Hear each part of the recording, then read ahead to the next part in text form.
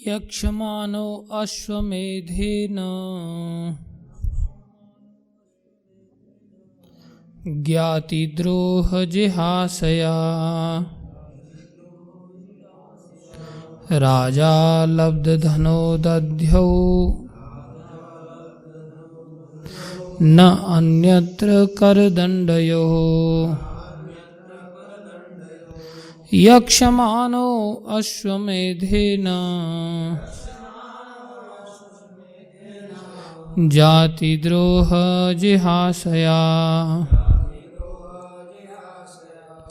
राजा लब्धधनो दध्यौ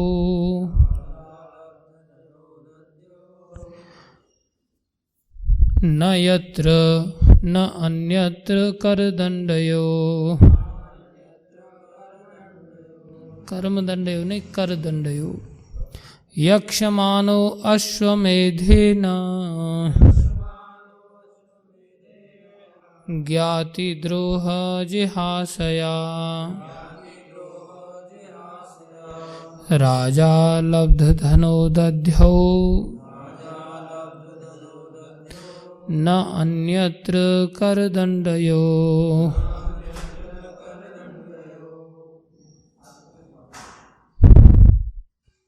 पढ़ो भाई।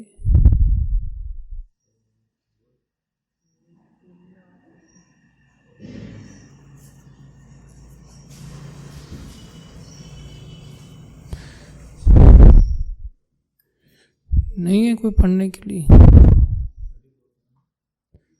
32।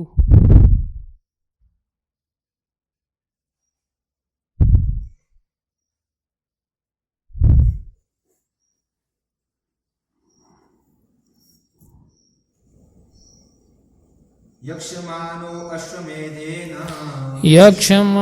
अश्वमेधेन ज्ञातिद्रोहजिहासया राजा लब्धधनो दध्यौ नान्यत्र करदण्डयोः। यक्षमानो अश्वमेधेन ज्ञातिद्रोहजिहासया राजा लब्धधनो दध्यौ नान्यत्र करदण्डयोः।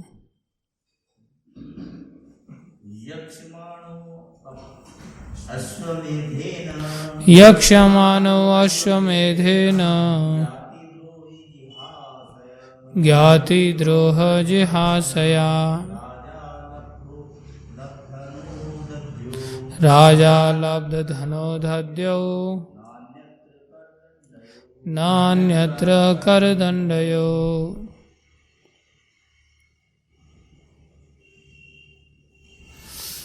शब्दार्थ। यक्षमानः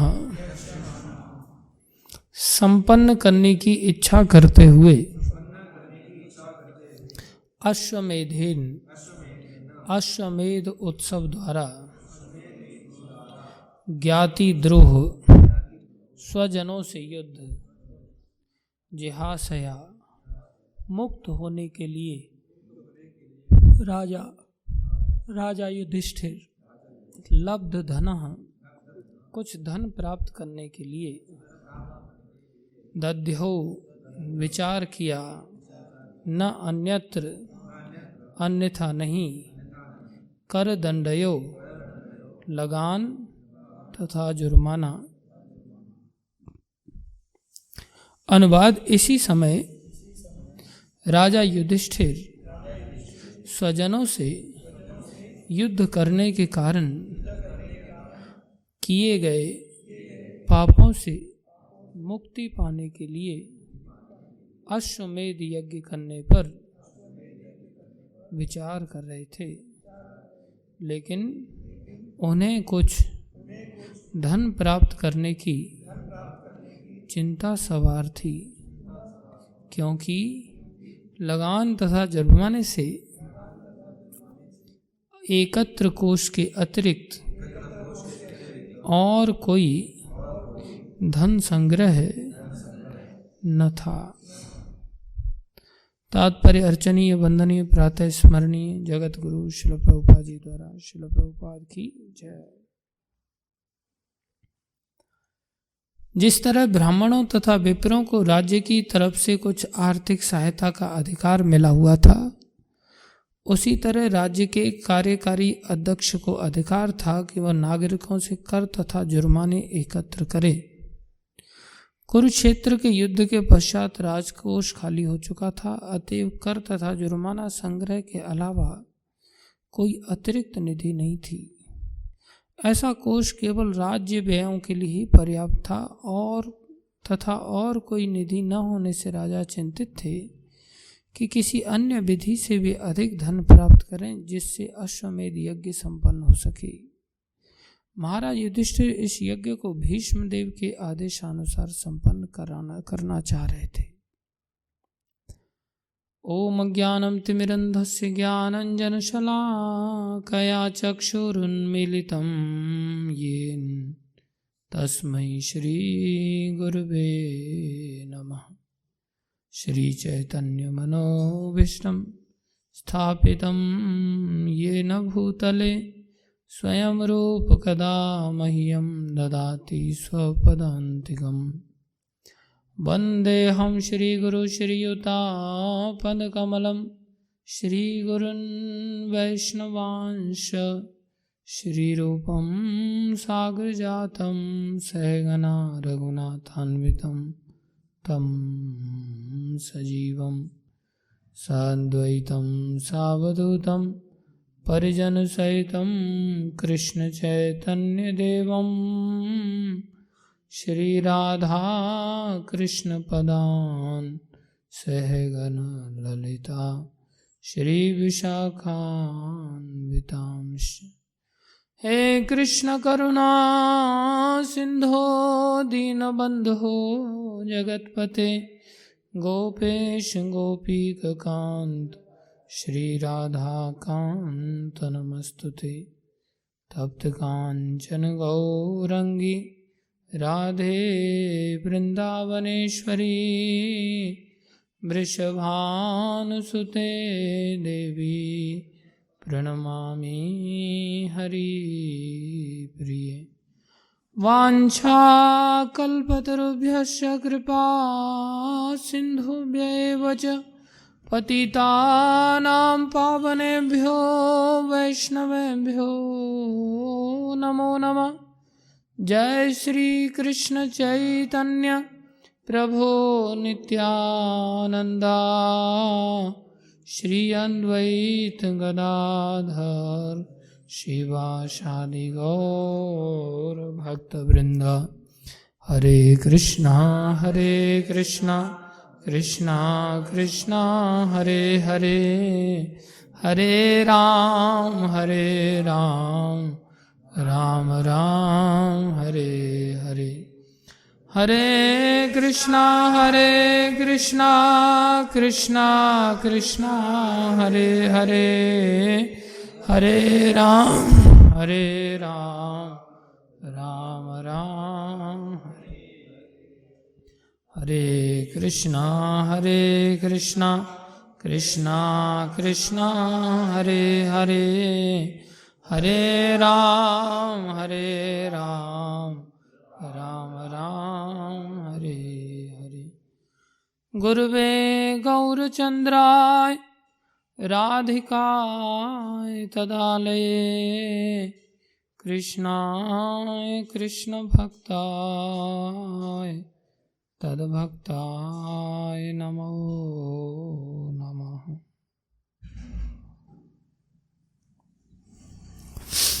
हरे कृष्णा। इससे पहले वाला श्लोक किसने लिया था?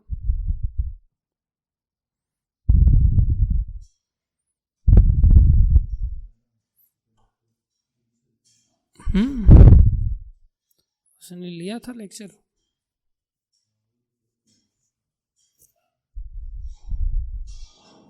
परसों किसने लिया था?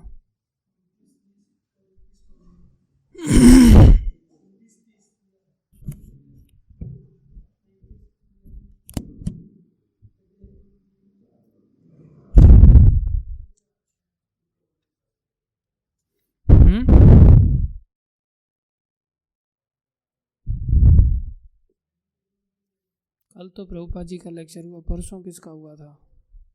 परसों मेरा हुआ था, परसों हुआ नहीं ना, तो फिर 32 कैसे हो गया? 30 हुआ ना, तो 31वां भी बाकी है ना। ध्यान रखा करो कौन सा श्लोक है। 31 और 32 दोनों श्लोक ले रहे हैं। सराजपुत्रो व्यवृद्धे आशु शुक्लो इवोडुपः आपूर्यमानः पितृभिः काष्ठाभिः इव स अन्वहम्।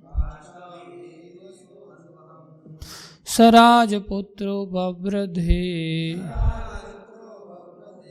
आशु शुक्ल इवोडुपः आपूर्यमानः पितृभिः काष्ठाभिरिव स अन्वहम्। सराजपुत्रो व्यवृद्धे आशु शुक्ल इवोडुपः आपूर्यमानः पितृभिः काष्ठाभिरिव सोऽन्वहम्। शब्दार्थ सह वह राजपुत्र राजकुमार ववृद्धे बड़ा हो गया, आशु जल्दी ही, शुक्ले शुक्ल पक्ष, इव सदृश, उडुपः चंद्रमा, आपूर्यमानः विलासपूर्ण, पितृभिः पिता जैसे संरक्षकों द्वारा, काष्ठा भी पूर्ण विकास, इव सदृश सह वह, अन्वहम दिन प्रतिदिन।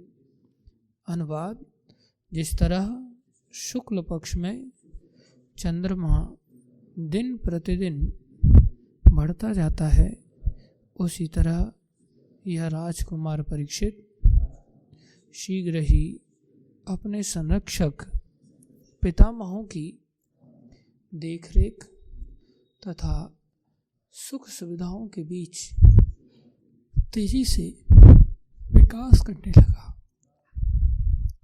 तात्पर्य अर्चनीय वंदनीय, हाँ तात्पर्य इसमें है नहीं, तात्पर्य आगे वाला हम पढ़ चुके हैं। श्रील प्रभुपाद की जय।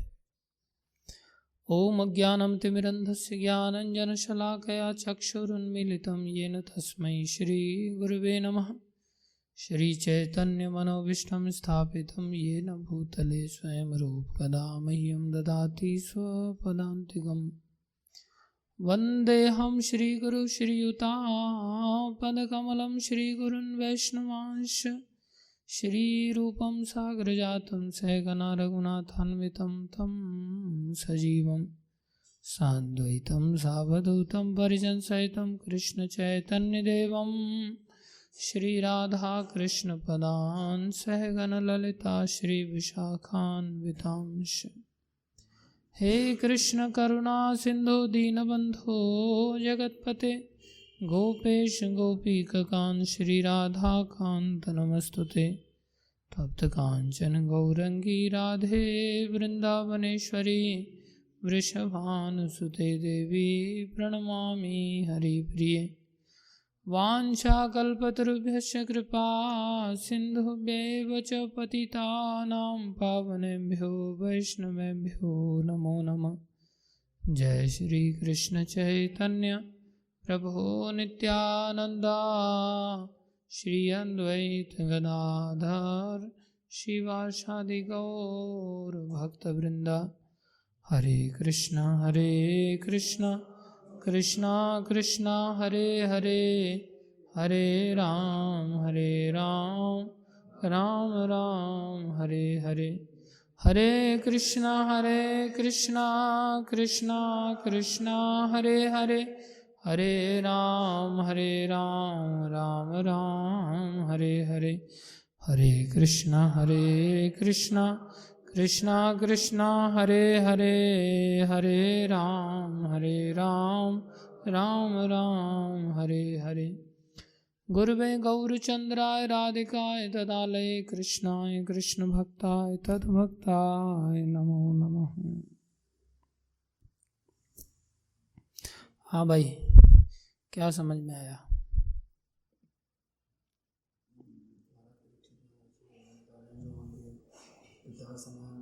जो चाचा था हाँ आगे बोलो। कौन चाचा था उनमें, कौन ताऊ थे?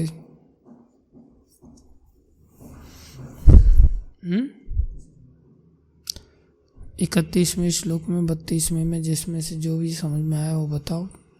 चाचा ताऊ तुमने बोला, कौन चाचा थे, कौन ताऊ थे, कौन थे पिता समान? युधिष्ठिर महाराज पिता समान थे। किनके पुत्र हैं परीक्षित महाराज?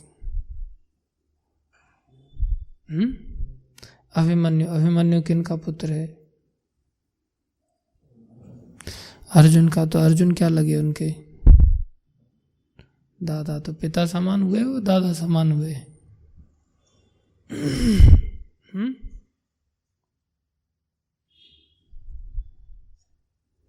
और क्या समझ में आया?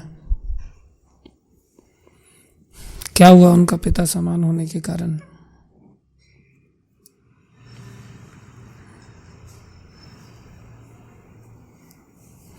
कुछ समझ में आया? और 32 में से बोलो अभी।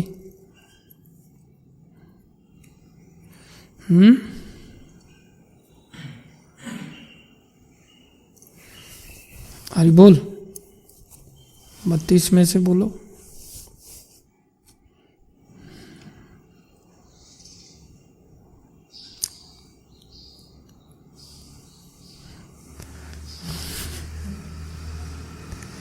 अरे मुंह से आवाज बाहर निकाल, होठों को क्या चला रहा है खाली? बोल।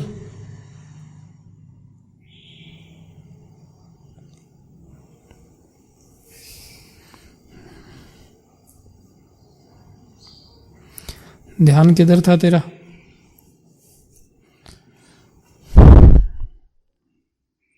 हाँ भाई निताई, क्या समझ में आया?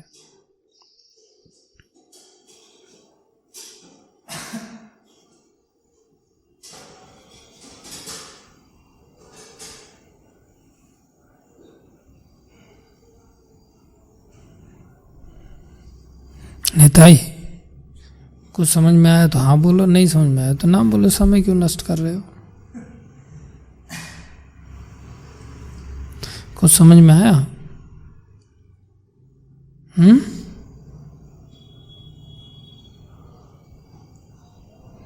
हल बोल।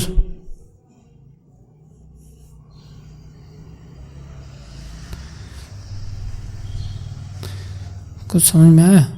नहीं आया ना, तो सीधा बोल देने का नहीं आया, बात खत्म हो गई।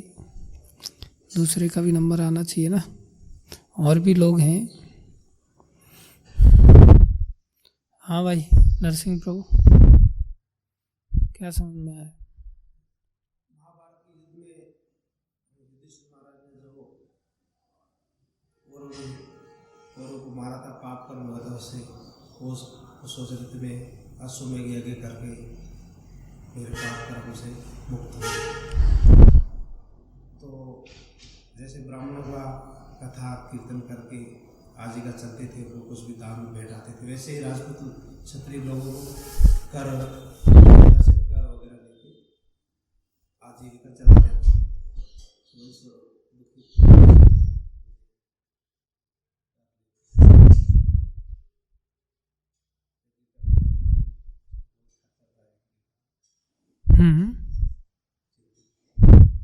वेरी गुड, तालियां बजाओ से।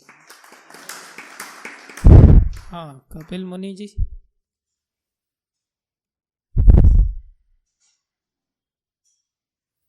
कुछ भी नहीं समझ में आया? नहीं आया समझ में? अच्छी बात है, ऐसे बता देना चाहिए भाई कुछ समझ में नहीं आया, समय नष्ट नहीं होता उससे। हाँ भैया उत्तम मोहन प्रभु जी। अभी ध्यान से सुन लेना, प्रभु जी बता रहे हैं, जिन जिन को समझ में नहीं आया मैं पूछूंगा फिर। हाँ, पिता समान है। बड़े लोग हैं वो किसके समान है? किसके समान है जो बड़े लोग हैं? हाँ, पिता समान है। पिता समान देख रेख में। हाँ, पिता पिता समान लिखा है उसमें क्या? जो पितामह है किसकी समान है? पितामह, दादा कहते हैं उनको। आगे बोल।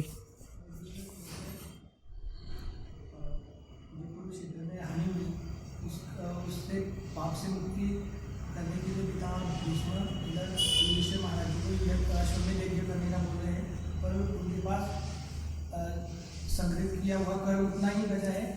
कर किया हुआ जो संपत्ति उतना ही बचा है, बाकी संपत्ति पूरा खत्म हो गया है, तो वो चिंतित है। समझ में आया भाई तेरे को? कुछ समझ में आया इन्होंने जो बताया? तेरे को कुछ समझ में आया? नहीं आया? तेरे को समझ में आया कुछ? बता क्या समझ में आया?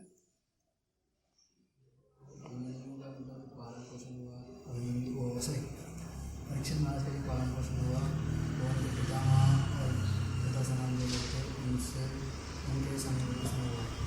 और दूसरे श्लोक में बता रहे हैं कि जो उनसे अप हो गया था, जो गलत हो गया था तो उसको सही करने के लिए बता रहे हैं। अश्वमेध यज्ञ करने के लिए उनके पास कुछ स्थान है तो अवश्य चिंता है। समझ में आया तेरे को कुछ अभी इसने जो बताया? क्लियरिटी नहीं मिल रही है तेरे को? कुछ क्लियरिटी मिली? बता।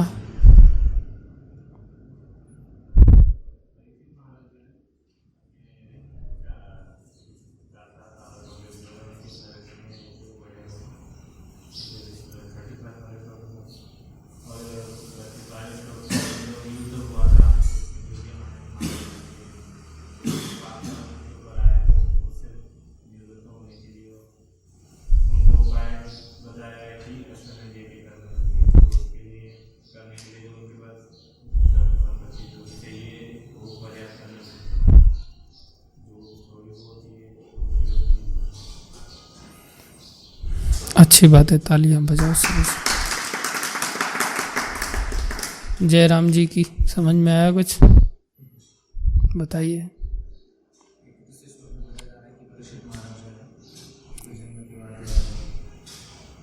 उनका जो पालन पोषण है और युधिष्ठिर महाराज और उनके जो पितामह उनके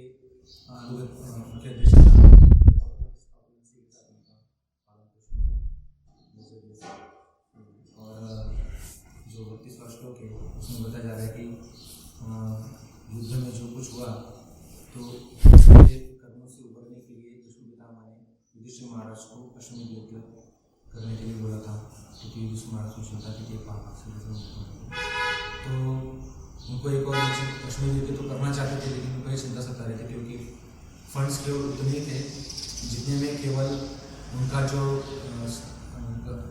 उनकी जो प्रजा है तो उनके प्रति जो सामाजिक कर्तव्य होते हैं उतना ही उसका पालन, उतना ही उनके पास बचे थे जिसके उसका कर्तव्य निभा हो जाए। बाकी अश्वमेध यज्ञ के करने के लिए जो एक्स्ट्रा फंड्स की आवश्यकता थी तो वो उनके पास नहीं थे। समझ में आया कुछ? सुनाओ अभी।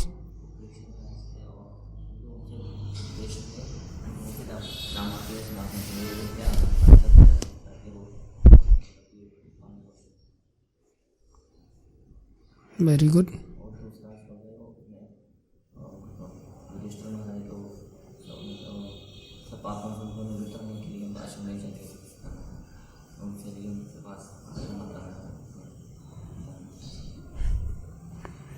बहुत सुंदर, ताली बजाओ सब इनके लिए। त्यागी जी को समझ में आया? प्लीज।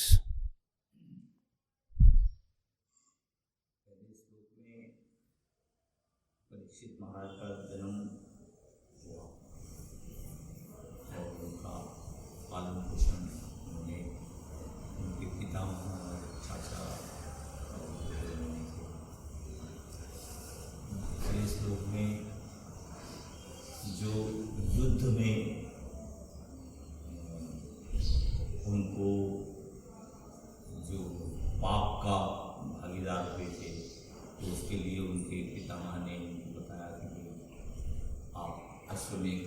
यज्ञ करें, लेकिन उनके पास पर्याप्त धन न होने के कारण वो उससे चिंतित थे। वेरी गुड, तालियां बजाइए। सोहनलाल जी। जैसे शुक्ल पक्ष में चांद धीरे धीरे बढ़ता जाता है, वैसे ही परीक्षित महाराज अपने पितामह समान पांच पांडवों के संरक्षण में धीरे धीरे ऐसे ही सुंदर तरह से ग्रो कर रहे थे। और 32 में तो मैंने सुना बट इतना मुझे समझ आया कि अपन जो महाभारत के युद्ध के बाद जो वहाँ पे जितने भी सबका संहार हुआ था, उसके बाद पांडवों को ऐसा लग रहा था कि उनसे बहुत पाप हो गया है, तो उस पाप को खत्म करने के लिए उन्होंने से सलाह ली और उन्होंने ये सलाह दिया कि आप अश्वमेध यज्ञ कर सकते हैं, जिसमें 100 घोड़ों का बलिदान है। तो बट उसकी वो करने के लिए उनके पास पर्याप्त धन नहीं था। वेरी गुड, हरि बोल। यस, राधा मोहन प्रभु जी। पहले श्लोक में जो 31 वाला श्लोक था, उसमें एवं दिया जैसे चंद्रमा बढ़ता है, वैसे परीक्षित महाराज चंद्रमा बढ़ता है, शुक्ल पक्ष में पूर्णिमा की तरफ बढ़ता है, वैसे परीक्षित महाराज पितामह के अपने स्वजनों के संरक्षण में बढ़ रहे थे। दूसरे श्लोक में बताया कि युधिष्ठिर महाराज महाभारत जब युद्ध हुआ तो उनको ऐसा लगा कि पाप कर्म हुआ है, उस पाप कर्म से मुक्त पाने के लिए वो अश्वमेध यज्ञ करना चाहते थे। पर्याप्त धन नहीं था, उनके पास उतना धन था जो उन्होंने टैक्स के रूप में जमा किया था, उसके अतिरिक्त नहीं था।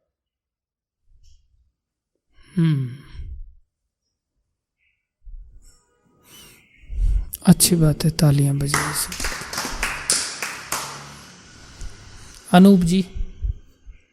31वें श्लोक में बताया कि जो परीक्षित महाराज के जन्म के बाद जैसे शुक्ल पक्ष से लेकर पूर्णिमा तक चांद की वृद्धि होती है, इसी प्रकार परीक्षित महाराज का जो पालन पोषण है वो उनके पितामह समान पांडवों की देख रेख में हुआ। और 32वें श्लोक में युधिष्ठिर महाराज चिंतित हैं क्योंकि युद्ध में जो स्वजनों की हत्या उनसे हुई है, उसके जो पाप लगा है, तो उस पाप से मुक्ति के लिए भीष्म पितामह ने उनसे अश्वमेध यज्ञ करने के लिए कहा था। और अश्वमेध यज्ञ करने के लिए धनराशि चाहिए, उतनी उनके पास पर्याप्त नहीं है और केवल कर लेने का ही उपाय उनके पास सामने है, तो उससे वो चिंतित कर लेना पड़ेगा। हरि बोल। जगदीश प्रभु, कुछ सुना आपने? मैं पढ़ता हूँ आपके लिए और आपसे पूछूंगा भी। 31 और 32 दो श्लोक लिए जा रहे हैं। जिस तरह शुक्ल पक्ष में अनुवाद पढ़ रहा हूँ, आप कहें तो श्लोक भी पढ़ देता हूँ, अनुवाद चलेगा ना? जिस तरह शुक्ल पक्ष में चंद्रमा दिन प्रतिदिन बढ़ता जाता है, उसी तरह यह राजकुमार परीक्षित शीघ्र ही अपने संरक्षक पितामहों की देखरेख तथा सुख सुविधाओं के बीच तेजी से विकास करने लगा। 32वें श्लोक का तात्पर्य। इसी समय राजा युधिष्ठिर स्वजनों से युद्ध करने के कारण किए गए पापों से मुक्ति पाने के लिए अश्वमेध यज्ञ करने पर विचार कर रहे थे, लेकिन उन्हें कुछ धन प्राप्त करने की चिंता सवार थी, क्योंकि लगान तथा जुर्माने से एकत्र कोष के अतिरिक्त और कोई धन संग्रह न था। तात्पर्य भी मैं पढ़ देता हूँ। जिस तरह ब्राह्मणों तथा विप्रों को राज्य की तरफ से कुछ आर्थिक सहायता का अधिकार मिला हुआ था, उसी तरह राज्य के कार्यकारी अध्यक्ष को अधिकार था कि वह नागरिकों से कर तथा जुर्माने एकत्र करे। कुरुक्षेत्र के युद्ध के पश्चात राजकोष खाली हो चुका था, अतएव कर तथा जुर्माना संग्रह के अलावा कोई अतिरिक्त निधि नहीं थी। ऐसा कोष केवल राज्य व्ययों के लिए ही पर्याप्त था तथा और कोई निधि न होने से राजा चिंतित थे कि किसी अन्य विधि से भी अधिक धन प्राप्त करे, जिससे अश्वमेध यज्ञ संपन्न हो सके। महाराज युधिष्ठिर इस यज्ञ को भीष्म देव के आदेशानुसार संपन्न करना चाह रहे थे। बताइए क्या समझ में आया?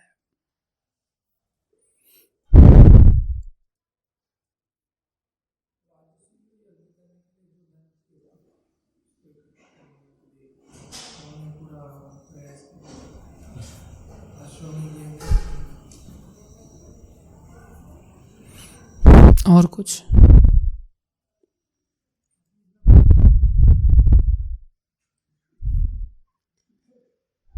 धीरे धीरे पढ़ देता हूँ अभी फिर से आपके लिए। जिस तरह शुक्ल पक्ष में चंद्रमा दिन प्रतिदिन बढ़ता जाता है, उसी तरह यह राजकुमार, आगे पढ़ूं अभी,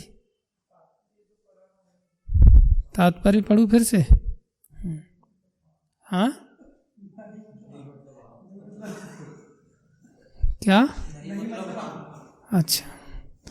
जिस तरह ब्राह्मणों तथा विप्रों को राज्य की तरफ से कुछ आर्थिक सहायता का अधिकार मिला हुआ था, उसी तरह राज्य के कार्यकारी अध्यक्ष को अधिकार था कि वह नागरिकों से कर तथा जुर्माने एकत्र करे। कुरुक्षेत्र से युद्ध के पश्चात राजकोष खाली हो चुका था, अतएव कर तथा जुर्माना संग्रह के अलावा कोई अतिरिक्त निधि नहीं थी।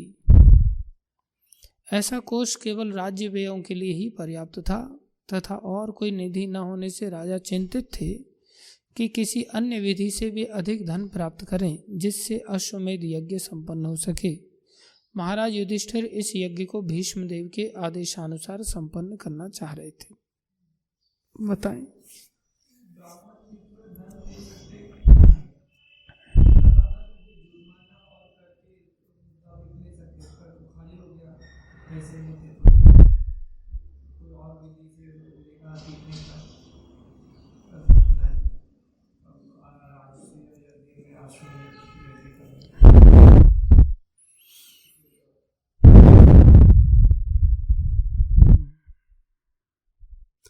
इसमें शिक्षा क्या प्राप्त होती? जो घटना थी आप लोगों ने सबने बताया, इसमें हमें शिक्षा क्या प्राप्त होती है?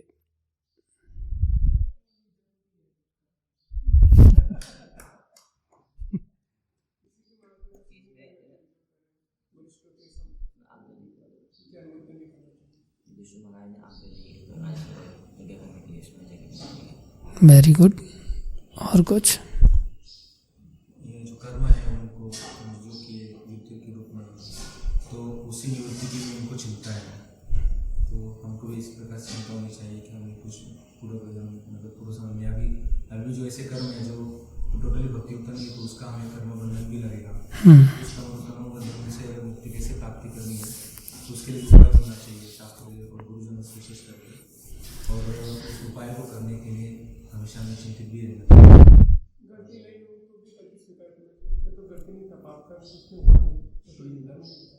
Great great, very good. और कुछ?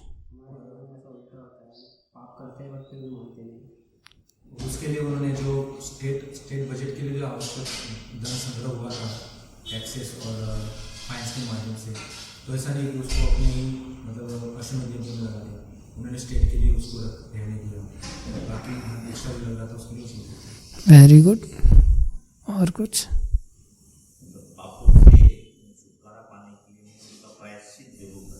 बहुत सुंदर, बहुत अच्छे। और कुछ?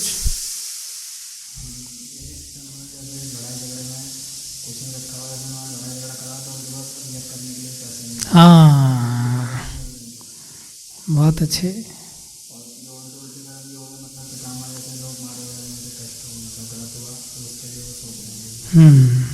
और अगर हमारे सामने आदर्श व्यक्ति रहते हैं तो हमारा जो बचपन से लेके हम भी भक्ति में लग जाते हैं, क्योंकि हमारे सामने वैसे आदर्श हैं। Very good. और कुछ? बोलो बोलो।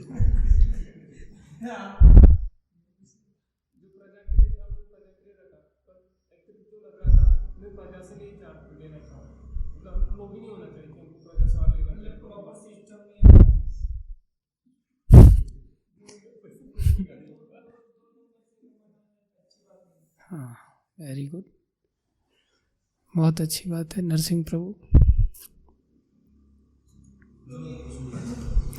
बोलने दे पहले। जब भगवान के लिए है आया हुआ, उसको हमें खर्च नहीं करना चाहिए, बचा के रखना चाहिए। अगर हमको और धन चाहिए, चाहे हमें कुछ भी करना पड़े, मरना पड़े, चाहे चोरी करनी पड़े, लाके कैसे भी काम करना चाहिए, लेकिन जमा हुए धन को खर्च नहीं, जमा हुए धन को खर्च नहीं करना चाहिए। भगवान की संपत्ति को नष्ट नहीं करना। हाँ भाई, और कुछ उत्तम मोहन प्रभु, कुछ उत्तम मोहन प्रभु। अच्छी बात है, आप सब लोगों ने काफ़ी कुछ अच्छा बताया। गुरु वैष्णवों की दया से मैं इन्हीं बातों को थोड़ा सा एक पॉइंट टू पॉइंट रूप में रखने का प्रयास करूंगा। आप भक्तों की दया से ध्यानपूर्वक सुनो।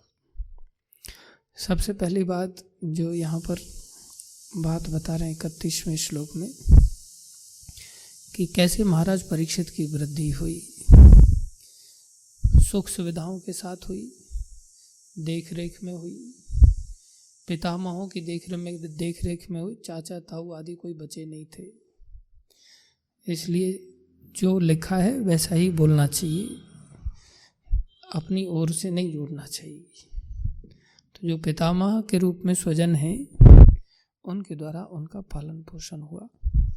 अर्थात हमें अपने जीवन में यदि पोषण करना है, चाहे किसी भी क्षेत्र के सही, हमें उस क्षेत्र में कोई न कोई संरक्षक अपने जीवन में अवश्य ही रखना चाहिए। अगर हम संरक्षित रूप से नहीं अपने जीवन को जीते तो हमारे जीवन में पालन पोषण ठीक से नहीं होगा। और अगर हम संरक्षक अपने जीवन में नियुक्त करते हैं और उसके अनुरूप अपने जीवन को जीते हैं तो हमें सुख सुविधाएं भी प्राप्त होंगी और साथ में हमारी वृद्धि बड़ी तेजी से होगी। प्रभुपाद जी कह रहे हैं शीघ्र ही अपने संरक्षक, जैसे शीघ्र ही चंद्रमा वृद्धि करता है ऐसे शीघ्र ही हम लोगों के अंदर वृद्धि होगी।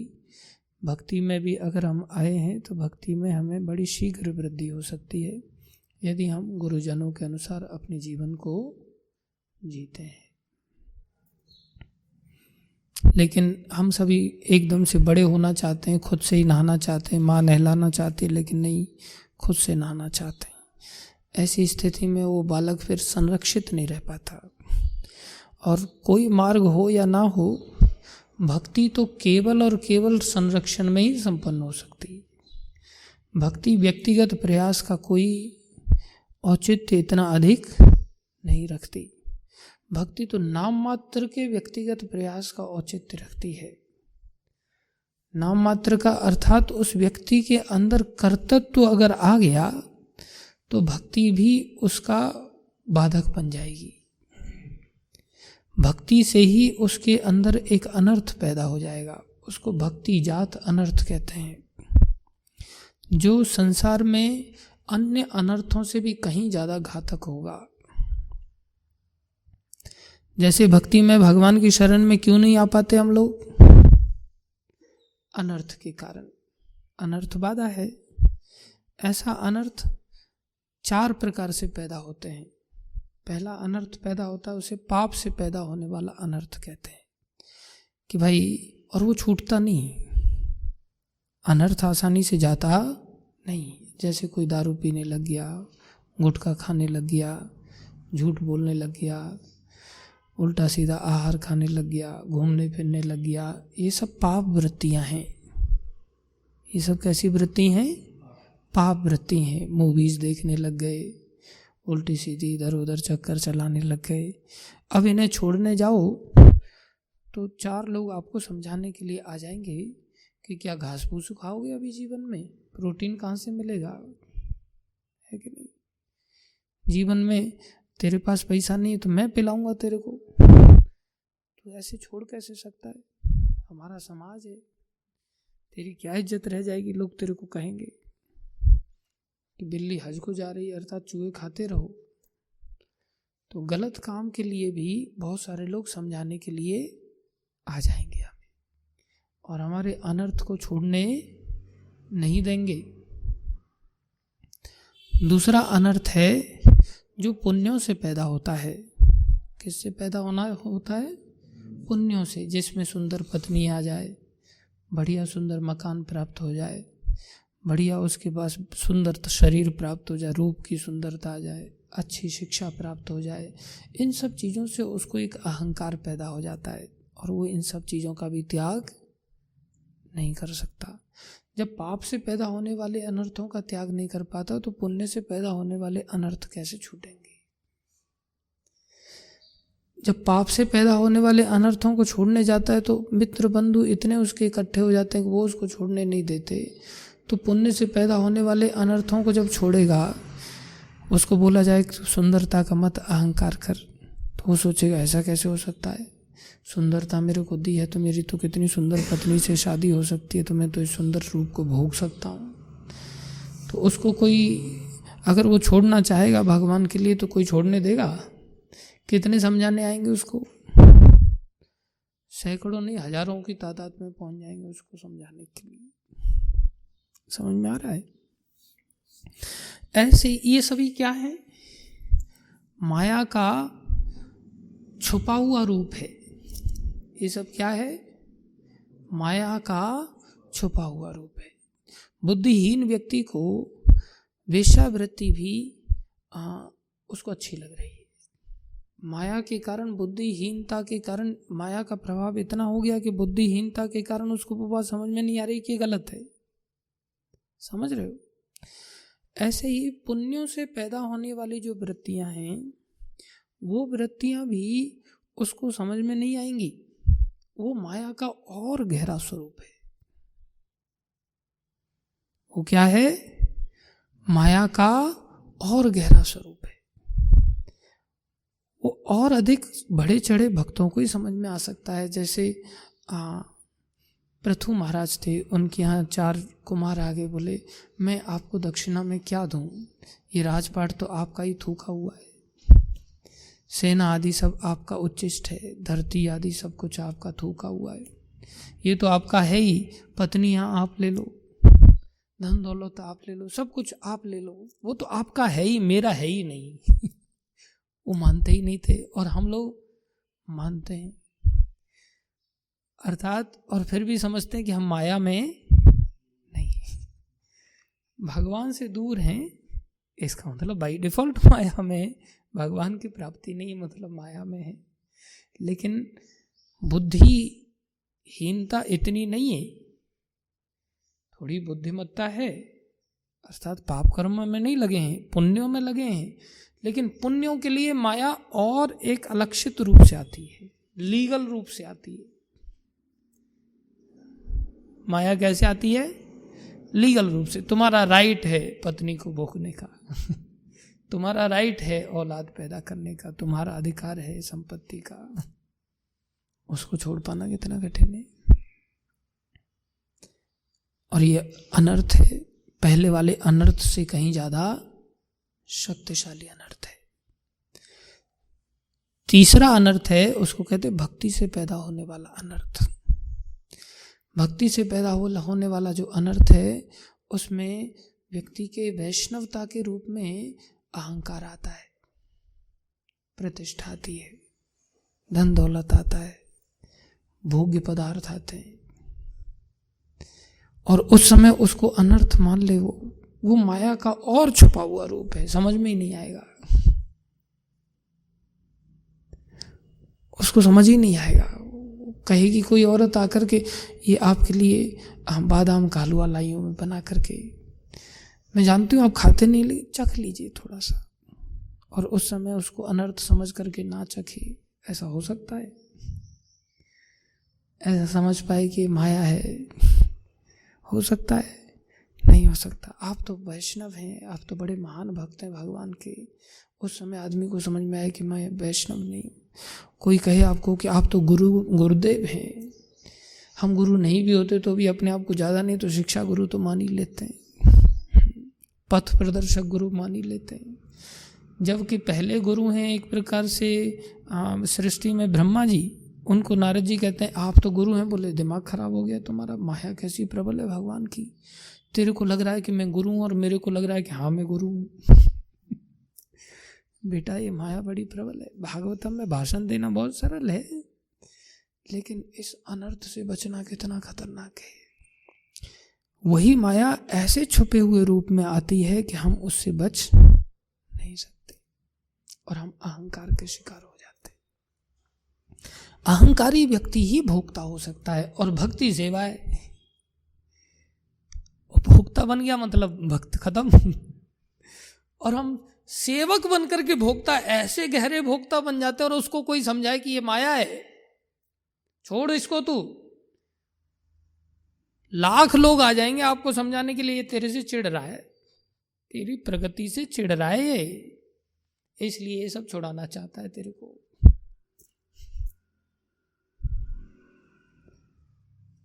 कैसी विचित्र माया है। भक्ति की बारीकियों को बड़े स्पष्टता के साथ आचार्यों ने समझाया, लेकिन अपने अंदर घुसती कहाँ है। भक्ति तो दीनता का मार्ग है।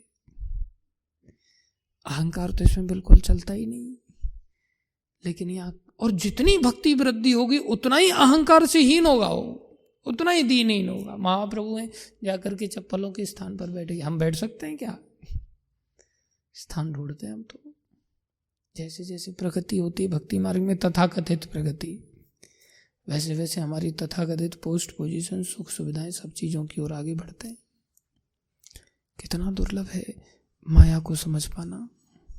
माया इतनी कठिन हो जाती, ऐसा भयानक रूप बना लेती है, ऐसा छुपा हुआ रूप बना लेती है। जैसे हम बुद्धिजीवी होंगे, माया उतने ही नए नए रूप बनाएगी, सूक्ष्म रूप बनाएगी, जिनको समझ नहीं सकते हम। और इससे भी भयानक एक और अनर्थ है, उसको कहते हैं अपराध से पैदा होने वाला अनर्थ, जो कैंसर की बीमारी है, जो कभी जाती नहीं है, मार देती है आदमी को। ऑपरेशन करा लो, कुछ भी करा लो, लेकिन फिर 4 दिन बाद फूट के आ जाती है वो। कोई भी थेरेपी करा लो, उसको कहते अपराध जनित अनर्थ। जब हम भक्तों के प्रति अपराध कर बैठते हैं, ये इतना सूक्ष्म होता है कि कदम कदम पर घटित होता है। अर्थात माया ऐसी है कि उस समय में उसको ये फील नहीं होने देती, क्योंकि जैसे ही ऐसा बढ़ता है वो सोचता है मैं ही भक्त हूँ, बाकी तो कोई भक्त है ही नहीं। और जब कोई भक्त नहीं है तो किसी को देख करके प्रसन्न होगा वो, किसी को देख करके प्रणाम करेगा, दूसरों को देख करके उपदेश देगा, उपदेश लेगा नहीं। और वहीं से अनर्थ की शुरुआत हो जाती है, और वो अनर्थ जाता नहीं कभी। अब देखो भक्तों के साथ व्यवहार कैसा होना चाहिए, उसके लिए आचार्यों ने स्पेशल शिक्षा दिया है।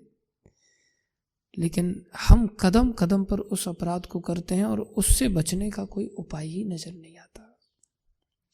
हमको लगता है अरे मेरी भक्ति का नाश हो गया, मेरे साथ ऐसा हो गया। लहसुन प्याज खा लिया कोई बड़ी बात नहीं है, स्त्री के साथ भोग हो गया कोई बड़ी बात नहीं है, गलत सपना देख लिया कोई बड़ी बात नहीं है। बड़ी बात कब है? जब हम भक्त अपराध करने लग गए, भक्तों को, दूसरों को भक्त न मानने लगे, अपने को ही भक्त मानने लगे। ये भयानक अपराध है। बाकी सब तो लल्लू पंजू हैं, लेकिन हम छोटी बुद्धि के हैं, इसलिए उनको बहुत बड़ा मानते हैं, और जो बड़ी चीजें हैं उनको मानते ही नहीं। इसलिए भक्ति मार्ग मतलब सबसे कठिन काम, सबसे कठिन काम। दुनिया का इससे कठिन काम और कोई है ही नहीं। कृष्ण को पाना है ना, कृष्ण से बढ़कर कोई दूसरी चीज है क्या दुनिया में? कोई चीज नहीं। इसलिए संसार में पाप आकर के घेर ले, इसकी चिंता नहीं होनी चाहिए जीवन में। कोई बहुत बड़ी बात नहीं है पाप आकर के घेर ले, पुण्य आकर के घेर ले। भक्ति जात अनर्थ नहीं होना चाहिए, हम निकल जाएंगे। अपराध जनित अनर्थ नहीं होना चाहिए, हम निकल जाएंगे। अपराध जनित अनर्थ इतना भीषण है, जो सबका बाप है, वो दर्शा रहा है कि हमें ये मार्ग कितना संरक्षक में जीना पड़ेगा। वो दर्शा रहा है कि ये मार्ग कैसा है, केवल और केवल संरक्षण का मार्ग है। इसमें संरक्षक तो कोई बन ही नहीं सकता जब तक कि उसको अपॉइंट ना किया जाए। और अपॉइंट नहीं, मार पीट के अपॉइंट न किया जाए। हमारे जितने भी आचार्य हैं सबके पीछे जा जा करके महाप्रभु कहते आप गुरु क्यों नहीं बन रहे, आप गुरु क्यों नहीं बन रहे, आप गुरु क्यों नहीं बन रहे। और सब आचार्य यही कहते हैं मैं कहाँ लायक हूँ गुरु बनने की, मैं कहाँ लायक हूँ। और हमें ऐसा लगता है मेरे को क्यों नहीं ओसी बनाया, मैं तो इतने साल का सीनियर हूँ, मेरे को क्यों नहीं प्रेसिडेंट बनाया, मेरे को क्यों नहीं ये पद दिया, उसको कैसे दे दिया। ये संरक्षक बनने का मार्ग नहीं है, ये संरक्षण स्वीकार करने का मार्ग है। वो अत्यंत सौभाग्यशाली जीव है जिसको सदा सदा के लिए किसी का संरक्षण प्राप्त हुआ हो, और वो अत्यंत खतरे वाले मार्ग पर जा रहा है एक प्रकार से, व्यक्तिगत तौर से जो संरक्षक बन के घूम रहा है। क्या संरक्षक नहीं बनना चाहिए? प्रभुपाद जी लिखते हैं हाँ बन सकते हैं, लेकिन गुरुजनों का स्मरण करते हुए। अगर कोई जबरदस्ती तुम्हारे पैर छूता है, उस स्थिति में कोई पैर छूने पर जोर देता है, तो गुरुजनों का स्मरण करो और उनको श्रेय दे दो। हम खुद संरक्षक बन के बैठ जाते हैं, लो भाई पैर छू लो, कोई बात नहीं। या पैर छूने के बाद खुद ही आशीर्वाद कभी स्मरण में आते ही नहीं कि अरे मूर्ख तू कहाँ से ऐसा महान बन गया। मन ही मन स्मरण करो गुरु जी का, मन ही मन स्मरण करो प्रभुपाद जी का। हम तो भर भर के आशीर्वाद देने लग जाते हैं, भूल ही जाते हैं हाँ मैं गुरुजनों से प्रार्थना करूंगा, वो आपके ऊपर कृपा करेंगे। इतना अधिकार है हमारा, हमारा अधिकार अपने बल से कुछ करने का नहीं। अमी तो कंगाल कृष्ण कृष्ण बोली, धाई तव पाछे पाछे। शरीर हो सकता है कोई व्यक्ति अपने व्यक्तिगत प्रयास से इसको वर्धित कर ले, लेकिन भक्ति बिना संरक्षक के वर्धित कभी नहीं हो सकती। उल्टा संरक्षण का त्याग करते ही तत्क्षण आपको अपराध लग जाएंगे, इन्हें भक्त अपराध कहेंगे। ये भीषण अनर्थ है, और ये अनर्थ के सपोर्टर बहुत मिल जाएंगे। इस अनर्थ से दूर ले जाने वाले अत्यंत कम होंगे। तो इस श्लोक में ये बहुत सुंदर शिक्षा हुई, तेजी से विकास कर सकते हैं हम यदि संरक्षक अपने जीवन में स्वीकार करते हैं। दूसरी बात जो दूसरे श्लोक में बता रहे, जो महत्वपूर्ण बात है सबसे बड़ी, महाराज युधिष्ठिर ऐसे वैष्णव हैं जिनके साथ कृष्ण है,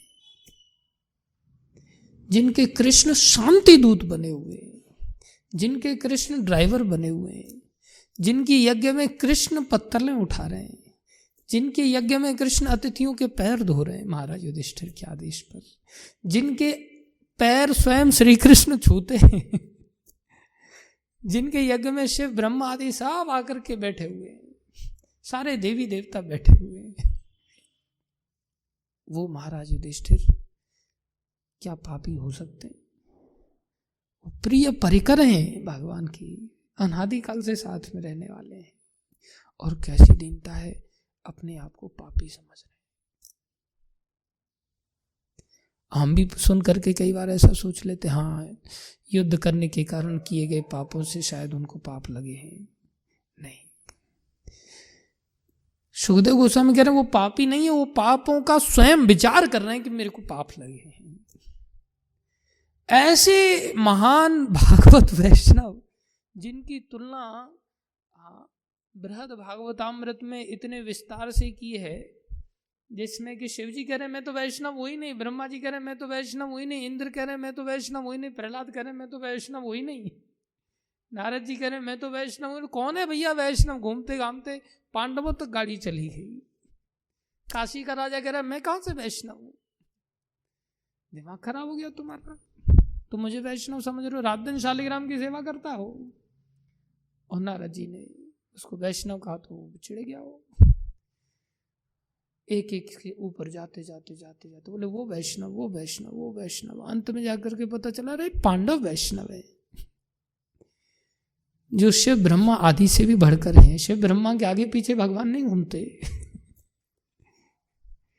पांडवों के आगे पीछे भगवान घूमते हैं। और वो महात्मा कह रहे हैं मेरे से गलती हो गई। आज किसी को बोलो ना तुमसे गलती हुई है, वो कहता है आपको जिसने बताया ना उसकी गलती अपनी छुपा रहा है, वो अपनी नहीं बता रहा, मेरी बता रहा है।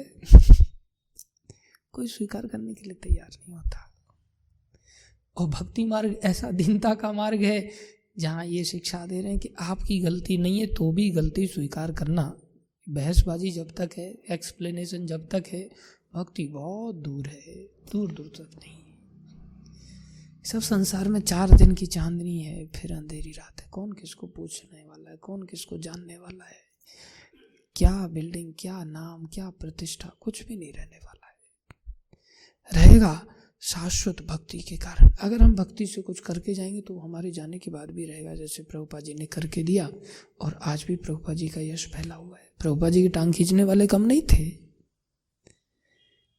लेकिन प्रभुपाद जी महान भक्त थे। भक्ति के प्रताप से जो हुआ कम समय में भी एकदम से शाश्वत हो गया। बिना किसी चीज की भक्ति क्या नहीं कर सकती। लेकिन हम भक्त बने तब ना, हम भक्ति नहीं बनना चाहते। सब संसारी दृष्टिकोण दिमाग में भरे पड़े हैं। महाराज युधिष्ठिर कितने महान भक्त हैं। बोले मैंने स्वजनों से युद्ध करने के कारण किए गए पापों से मुक्ति प्राप्त करने के लिए, हाँ, यक्ष मानव अश्वमेधन ज्ञाति द्रोह जिहासया। ज्ञाति मतलब जानने वाले जो हमारे हैं, जिनको हम जानते हैं, उनके प्रति हमने द्रोह किया है। स्वजनों के प्रति मनु संहिता कहती द्रोह बहुत बड़ा भीषण है, पाप है। जबकि उन्होंने द्रोह किया था, ये अजात शत्रु हैं। और क्या सोच रहे हैं, मैंने ज्ञाति द्रोह हो गया मेरे से और जिहास है, अब मुझे उससे मुक्ति पानी है। यहाँ तो नाक की तरह फुंकारने लग जाते हैं। अगर कोई लीगल पॉइंट पे भी अगर आपने 2 बातें बोल दिया ना, एकदम से फन ऊपर हो जाता है, भाषणबाजी चालू हो जाती है। ऐसी इच्छा होती है थप्पड़ दे दनादन काल पर, एकदम सीधा कर दे मार मार के। क्योंकि यमदूत मारने वाले वैसे भी आगे चल करके बच जाए तो अच्छा है, लेकिन फिर क्या करें, मर्यादाएं हैं। ज्ञाति द्रोह जिहासया, यज्ञ करना चाहते हैं, अश्वमेध यज्ञ करना चाहते हैं, जिसमें खर्चा पानी होता था। आज के समय में क्या खर्चा पानी होगा? पापों से छूटने के लिए कौन सा यज्ञ है? हरिनाम। सुमेध सहा, उसकी बुद्धि बड़ी निपुण है, सर्वश्रेष्ठ बुद्धि और बुद्धियों का एक पराकाष्ठा वाली बुद्धि है उसके पास। अगर वो संकीर्तन प्राय ही संकीर्तन यज्ञ करता है, यहाँ संकीर्तन को लेकर के आलस से भर जाता है, खाने के लिए कूद कूद के जाते हैं। कहीं अगर फीस्ट मिल रहा हो तो वहाँ संकीर्तन हो जाएगा, हाँ, और बोला जाए नगर पे थोड़ा गलियों में संकीर्तन करो, वहाँ हाथ पैर टूट जाते हैं। उस संकीर्तन में उस प्रकार का उत्साह नहीं मिलता। संकीर्तन नाम का नहीं हो रहा है, संकीर्तन आइटमों का हो रहा है। छोटे बच्चे को कहो ना प्रणाम कर, तो प्रणाम वैसे नहीं करेगा। चॉकलेट दिखाओ तो बोले हाँ, तुरंत ठोक देगा प्रणाम। तो महाराज कहते तू मेरे को प्रणाम कर रहा था या चॉकलेट को कर रहा था? ऐसे ही हमारी बच्चे जैसी हरकतें हैं, जहाँ खाने पीने, चलो चलो ऋतु माता के यहाँ चलो प्रोग्राम करेंगे, चलो। पाप नष्ट करने ना, हमने पाप खत्म करने। जाते ही पहले मारेंगे और कीर्तन के बाद दूसरे प्रकार का एक भोज करेंगे, चले कहा जाओ भाई थोड़ा नगर कीर्तन कर लो थोड़ा सा। नहीं, धूप बहुत है, पाप बहुत है। नहीं नहीं नहीं, पाप है ही नहीं। जिस दिन शरण में आए उसी दिन पाप खत्म हो गए ना। गीता में भगवान ने कहा हम त्वाम सर्व पापेभ्यो प्रभु। आप कैसी बात कर रहे हो, फिलोसफी देखो, गीता पढ़ते नहीं। जिस दिन शरण में आए उसी दिन पापों से मुक्त हो गए। क्या भाई कोई जरूरी मैसेज है क्या? जरूरी मैसेज बाहर जाकर के उस पर कर लो, एग्जीक्यूशन कर लो। अच्छा अच्छा अच्छा अच्छा, तो भागवत से भी ज्यादा जरूरी था नलिन भाई का ये संदेश। अचानक ध्यान चला। तो ये जो वृत्ति है ये दर्शाती है कि कितना हमारी धूर्तता है, धूर्तता की पराकाष्ठा से भरे पड़े। कैसे भगवान मिलेंगे? भगवान सांत्वना नहीं दे पा रहे उनको। कैसी वैचित्री है, साक्षात भगवान शांत नहीं कर पा रहे उनके चित्त को। भक्त कैसा दीन होता है। आखिर में उनके पितामह भीष्म के पास उनको ले गए। पितामह भीष्म ने आदेश दिया, बिना आज्ञा के अपना नहीं थोपता व्यक्ति, मैं ऐसा करूंगा मैं वैसा करूंगा, नहीं, आदेश दिया तुम ऐसा कर लो। आदेश को स्वीकार किया, अश्वमेध यज्ञ करना है। अब अश्वमेध यज्ञ कहाँ से करें? पैसा धेला है नहीं, पैसे धेले की बड़ी चिंता होती है। स्वाभाविक है चिंता होना। संसार में ये चीजें ऐसी हैं कि जिनके बिना सत्ता भी नहीं है। अभी जैसे बिना माता के कोई संसार में पैदा हो सकता है, इसलिए स्त्री को पिता से भी अधिक श्रेष्ठ दर्जा दिया गया, माँ का दर्जा दिया गया। पहला गुरु माता को बनाया गया, पिता को भी नहीं बनाया गया। तो स्त्री अत्यंत आवश्यक है। ऐसे ही पैसा भी अत्यंत आवश्यक है, जगत का आधार है। लक्ष्मी के रूप में जगत का आधार है। लेकिन यही स्त्री और यही लक्ष्मी सबसे बड़े बंधन का भी कारण है। यदि स्त्री को माँ की दृष्टि से देखा जाए तो उसको पिता की सेवा में लगाया जा सकता है और उसकी सेवा की जा सकती है। वही स्त्री को यदि भोग की दृष्टि से देखा जाए तो खुद भोक्ता बन करके भोग किया जा सकता है। ऐसे ही लक्ष्मी है, यदि लक्ष्मी को भगवान की सेवा के निमित्त लाया जाए तो वो कल्याणकारी हो सकती है, लक्ष्मी की सेवा मानी जाएगी। और वही लक्ष्मी को अगर अपने लिए व्यक्तिगत उपयोग में लाने लग गए, वही भोग का कारण मानी जाएगी और नाश कर देगी। इसलिए कहा जाता है, और ये दोनों ही चीजों में गिरता आदमी प्राय, ये इतनी खतरनाक है। कहा है, चलो चलो सब कोई कहे, चलो चलो सब कोई कहे, बिरलो पहुँचे कोई, बिरलो पहुँचे कोई, एक कंचन एक कामिनी, एक कंचन एक कामिनी, दुर्गम घाटी दो, दुर्गम घाटी दो। एक और कंचन की खाई है, एक और कामिनी की खाई है। कामिनी आ जाएगी तो कंचन मांगेगी, सोना दो मेरे को ला करके, और कंचन आ जाएगा तो कामिनी मांगेगा, सोना चांदी मेरे पास धन दौलत है, क्या करूं इसका, कहाँ उड़ाऊं इसको, लाओ। फिर उस स्त्री के लिए एंजॉय करते हैं, व्यवस्था बनाते हैं, एक फ्लैट इधर लेते हैं, एक इधर लेते हैं, एक इधर लेते हैं। यहाँ तो कोई आता नहीं भक्त देखने के लिए, चलो यहीं पर भोग करते हैं।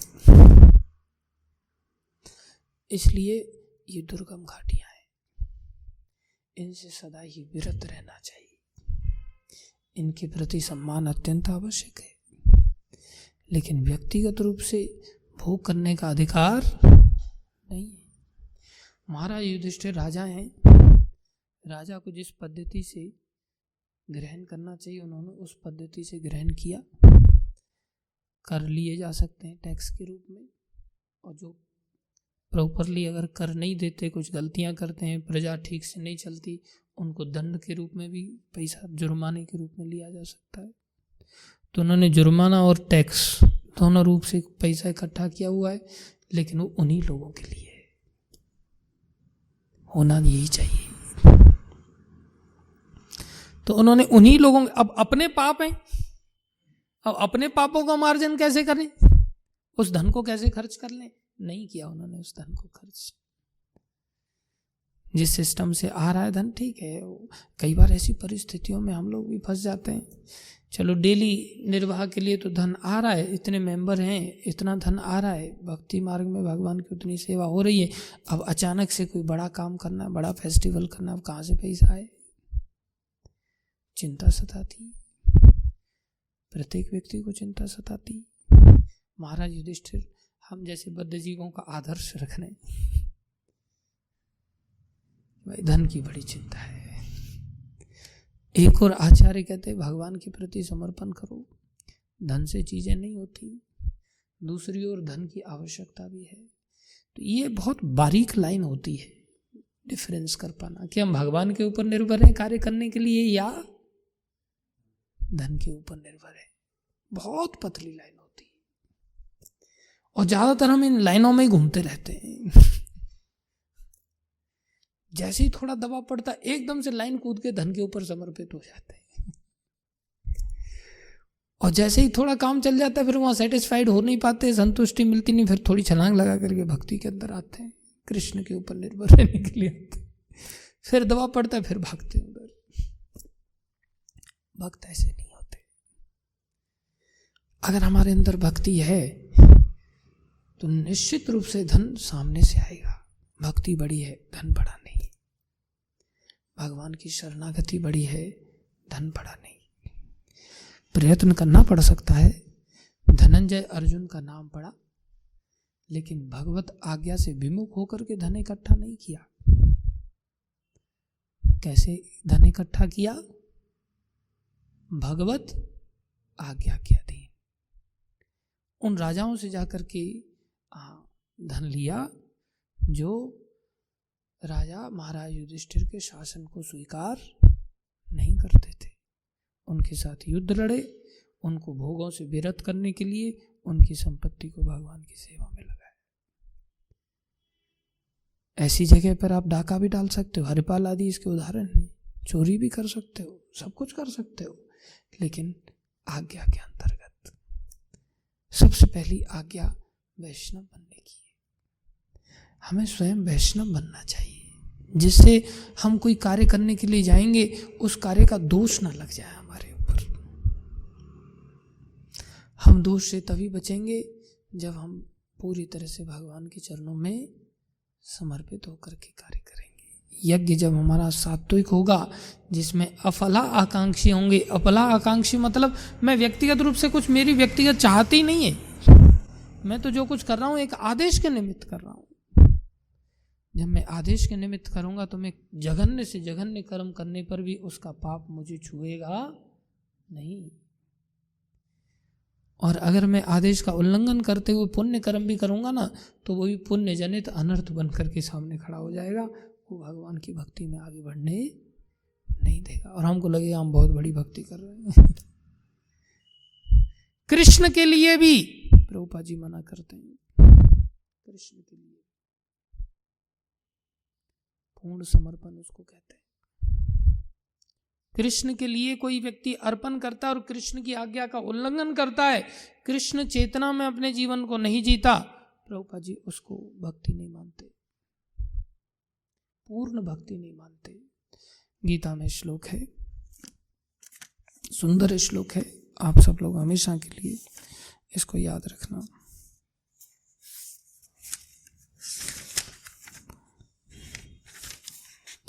प्रभुपाद जी तात्पर्य में बताते हैं, बहुत सुंदर तात्पर्य है।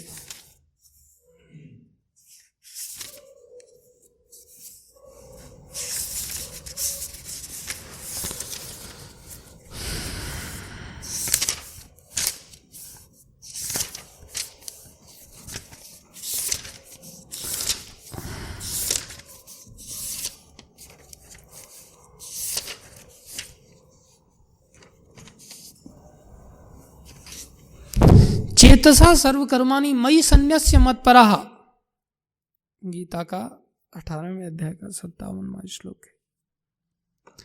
बुद्धि योगम उपाश्रित्य मच्चित्तः सततम भव, मेरे में चित्त लगाते हुए कार्य करो, सारे कार्यों के लिए मुझ पर निर्भर रहो। यज्ञ आदि जो कुछ भी तुम करना चाहते हो मेरे ऊपर निर्भर रहो और मेरे संरक्षण में सदा कर्म करो। ऐसी भक्ति में मेरे प्रति पूर्णतया सचेत रहो। प्रभुपाद जी लिखते हैं इसमें तात्पर्य में, ध्यान दो, जब मनुष्य कृष्ण भावनामृत में कर्म करता है तो वो संसार के स्वामी के रूप में कर्म नहीं करता। कैसे कार्य नहीं करता? स्वामी के रूप में। पहचान क्या है? स्वामी कौन है? उसे चाहिए कि वो सेवक की भांति परमेश्वर के निर्देशानुसार कर्म करे। अगर स्वामी नहीं है तो सेवक है। सेवक का कर्तव्य क्या है? निर्देशन स्वीकार करना। सेवक का परम कर्तव्य क्या है? निर्देशन स्वीकार करना। सेवक को स्वतंत्रता नहीं रहती, केवल निर्देशन। ऐसा नहीं कि भाई इच्छा हो जब कर लिया, नहीं हुआ तब नहीं किया, नहीं, कोई स्वतंत्रता नहीं है। वह केवल अपने स्वामी के आदेश पर कार्य करता है। और जब आदेश पर कार्य करेगा तो कोई हेडक उसको सताएगा? अगर वह सच्चा सेवक है तो उसको चिंता नहीं होगी। इसलिए, और स्वामी है तो उसको चिंता सताएगी। तो प्रभुपाद जी लिख रहे उस पर लाभ हानि का कोई प्रभाव नहीं पड़ता। ये भक्त की सोच होती है। वह भगवान के आदेशानुसार अपने कर्तव्य का सच्चे दिल से पालन करता है। अब कोई यह तर्क दे सकता है कि अर्जुन कृष्ण के व्यक्तिगत निर्देशानुसार कार्य कर रहा था, लेकिन जब कृष्ण उपस्थित ना हो तो कोई किस तरह कार्य करे? प्रभुपाद जी लिख रहे हैं, यदि कोई इस पुस्तक में दिए गए कृष्ण के निर्देश के अनुसार तथा कृष्ण के प्रतिनिधि के मार्गदर्शन में कार्य करता है तो उसका फल वैसा ही होगा। निर्देशन का पालन करना अत्यंत आवश्यक है। इस श्लोक में मतपरः शब्द अत्यंत महत्वपूर्ण है। यह सूचित करता है कि मनुष्य जीवन में कृष्ण को प्रसन्न करने के लिए कृष्ण भावना भावित होकर कार्य करने के अतिरिक्त अन्य कोई लक्ष्य नहीं होता। कृष्ण को प्रसन्न करने के लिए कृष्ण भावना भावित होकर कार्य करने के अतिरिक्त अन्य कोई लक्ष्य नहीं होता। कृष्ण को प्रसन्न करना है तो अपनी भावना से तो प्रसन्न कर नहीं सकते। जैसे कृष्ण रास्ता बताएंगे, भाई मैं ऐसे प्रसन्न होता हूं, वैसे ही प्रसन्न कर सकते हो ना। आपकी दादागिरी से थोड़ी कृष्ण प्रसन्न होंगे। कई बार क्या होता है, यार मैं तो खीर खिला रहा हूं, गुरुजी प्रसन्न क्यों नहीं? अरे बेवकूफ, जब पानी चाहिए तुम पानी नहीं पिला रहे हो, और जब उन्हें खीर चाहिए तब तुम पानी दे रहे हो, पानी चाहिए तब तो खीर पकड़ा रहे हो। कैसे कोई प्रसन्न होगा? जब बोला जाए कि भाई चलो धन एकत्र करने जाओ, तब तो तुम आराम फरमा रहे हो, तब तुम भक्ति करने बैठ करके नाटक कर रहे हो। और जब तुम बोला जा रहा है कि इस समय में भक्ति कर, बोले नहीं भक्ति मेरे से नहीं होगी, कीर्तन नहीं होगा, कथा नहीं होगी मेरे से, मंगल आरती नहीं होगी, जप नहीं होगा। जिस समय तुमसे जो मांगा जा रहा है उस समय तुम नहीं दे रहे हो। अपनी मनगढ़ंत भावना के साथ तुम प्रचार प्रसार कर रहे हो, मनगढ़ंत विचारधारा के साथ तुम भगवान की कोई भी सेवा को अपना रहे हो, वो सेवा नहीं होती। इसलिए प्रभुपाद जी यहां लिख रहे हैं, मनुष्य जीवन में कृष्ण को प्रसन्न करने के लिए कृष्ण भावना भावित होकर कार्य करने के अतिरिक्त अन्य कोई लक्ष्य नहीं होता। अब कैसे? प्रभुपाद जी यहां लिख रहे हैं आगे और बड़ी बात, जब वह इस प्रकार कार्य कर रहा हो, जब वो इस तरह कार्य कर रहा हो तो उसे केवल कृष्ण का ही चिंतन इस प्रकार से करना चाहिए। किस प्रकार से करना चाहिए? कृष्ण ने मुझे इस विशेष कार्य को पूरा करने के लिए नियुक्त किया है, और इस तरह कार्य करते हुए उसे स्वाभाविक रूप से कृष्ण का चिंतन हो आता है। उसको अपने आप नेचुरली कृष्ण का चिंतन होगा। क्यों?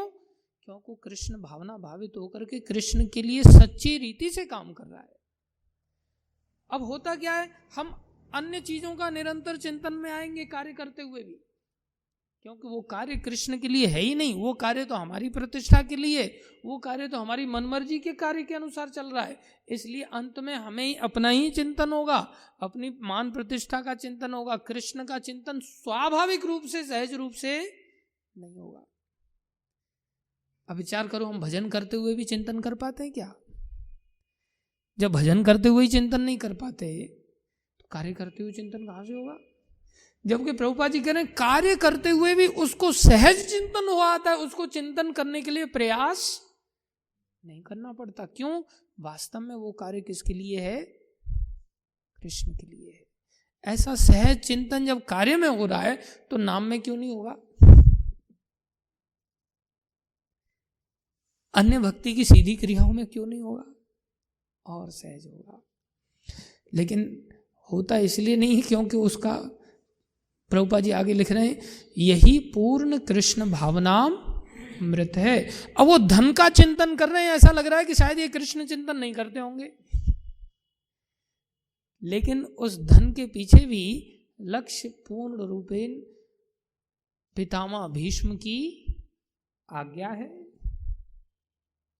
और उस आदेश के अनुसार वो क्या कर रहे हैं, कार्य करने जा रहे हैं। बोले यही पूर्ण कृष्ण भावनामृत है। पितामह भीष्म कौन है? उनके दादाजी हैं, इसलिए बात मान रहे हैं क्या उनकी? नहीं, 12 महाजनों में से एक महाजन है। भगवान चाहते तो किसी और के पास भी ले जा सकते थे, धृतराष्ट्र के पास भी ले जा सकते थे, लेकिन नहीं, किसके पास ले गए? पितामह भीष्म। क्यों ले गए? 12 महाजनों में से एक महाजन है, मेरी बात को कहने का अधिकार इनके पास है, इसलिए उनके आदेश को पालन कर रहे हैं एज इट इज। और क्या कह रहे हैं? कोई कहे मैं भी अपने दादाजी की बात मानता हूं, तेरे दादाजी की क्या कीमत है? नहीं, महाजनों का आश्रय लिया जा रहा है। प्रभुपाद जी कह रहे हैं यही पूर्ण कृष्ण भावनामृत है। यही क्या है? कृष्ण भावनामृत नहीं है, पूर्ण कृष्ण भावनामृत है। जब तक पूर्ण कृष्ण भावनामृत नहीं होगा, हम अंत समय में भगवान की प्राप्ति नहीं कर सकेंगे। अब देखो, बहुत बड़ी बात आ रही है जो प्राय संसार के लोग इसको नहीं समझ पाते। संसार के लोग तो क्या समझेंगे, हम भक्त लोग ही नहीं समझ पाते। कितनी बड़ी बात कह रहे हैं प्रभुपाद जी, और स्पष्ट रूप से बट लगा करके इस बात को एक्सप्लेन कर रहे हैं। किंतु यह ध्यान रहे, क्या कह रहे हैं? किंतु यह ध्यान रहे कि मन माना कर्म करके, क्या लिख रहे हैं? किंतु यह ध्यान रहे कि मन माना कर्म करके उसका फल परमेश्वर को अर्पित ना किया जाए। अब ये बात हमें समझ में आती है क्या? हम तो लोगों कहते ठीक है तुम काम करो, तुम्हारा फल भगवान को दे दो। तुम जो कुछ भी कर रहे हो उसको ला करके किसको सौंप दो? भगवान को सौंप दो, हो गई तुम्हारी भक्ति। क्योंकि हम खुद ऐसे ही हैं, हम खुद पूर्ण कृष्ण भावनामृत के स्तर पर नहीं, किसी दूसरे को कहां से शिक्षा देंगे? प्रभुपाद जी स्पष्ट रूप से अपने शब्दों में लिख रहे हैं पूर्ण कृष्ण भावनामृत क्या चीज है समझाने के लिए। किंतु यह ध्यान रहे कि मनमाना कर्म करके, अब संसार में आदमी अपने मनमाने भक्ति भी मनमानी कर रहे हैं, और क्या सोचते हैं मैं किसके लिए कर रहा हूं? भगवान के लिए कर रहा हूं। कृष्ण भावनामृत है ये? हो सकता है वो आंशिक है, पूर्ण नहीं। पूर्ण बनना चाहते हो तो भाई मनमाना कार्य छोड़ दो भक्ति मार्ग में, ये तुम्हें शोभा नहीं देता। किसी को कहो भक्ति में शरणागत हो गए, मोबाइल छोड़ दो, माँ बाप छोड़ सकते हैं, मोबाइल नहीं छूटेगा। हाँ, मनमाना जीवन जिएंगे, उल्टा ही भाषण सुन लो उनसे। प्रचार के लिए मोबाइल कितना जरूरी है प्रभु जी आपको पता है? अरे बेवकूफ, प्रचार के लिए आचार कितना जरूरी है वो तेरे को पता है? हाँ। उसको अकल नहीं है। ऐसी मोटी बुद्धि बन जाती है ना आदमी की, जो अपना मन गढ़ंत जो उसको कार्य करना है ना, उसके लिए बिल्कुल ऐसे चारों तरफ से घेर घाड़ता है वो, चारों तरफ से, और दुनिया भर के उपदेशकों के रेफरेंस देगा वो। प्रभुपाद जी यहाँ लिख रहे हैं मन माना उसका फल परमेश्वर को अर्पित ना किया जाए, वो आपकी भक्ति आपको ज्यादा दूर नहीं ले जाएगी। इस प्रकार का कार्य कृष्ण भावनामृत की भक्ति में नहीं आता। प्रभुपाद जी लिख रहे हैं, कितना स्पष्ट है। इस प्रकार का कार्य कृष्ण भावनामृत की भक्ति में नहीं आता। कौन सी भक्ति में आता है फिर? तामसी भक्ति में आता है, राजसी भक्ति में आता है, सात्विक भक्ति नहीं। मनुष्य को चाहिए कि कृष्ण के आदेश अनुसार कर्म करे। यह अत्यंत महत्वपूर्ण बात है। कृष्ण का यह आदेश गुरु परंपरा द्वारा प्रामाणिक गुरु से प्राप्त होता है। अतएव गुरु के आदेश को जीवन का मूल कर्तव्य समझना चाहिए। यदि किसी को प्रामाणिक गुरु प्राप्त हो जाता है और वह निर्देशानुसार कार्य करता है तो कृष्ण भावनामय जीवन की सिद्धि सुनिश्चित है। निश्चित ही नहीं, सुनिश्चित है। फिर उसकी कोई चिंता ऐसी नहीं है जो पूरी ना हो। क्या नहीं कर सकता वो, सारे संसार का पालन पोषण कर सकता है, अपनी तो चलाई क्या। और ये करके दिखाया प्रभुपाद जी ने अपने गुरु जी के निर्देशानुसार जीवन को जी करके।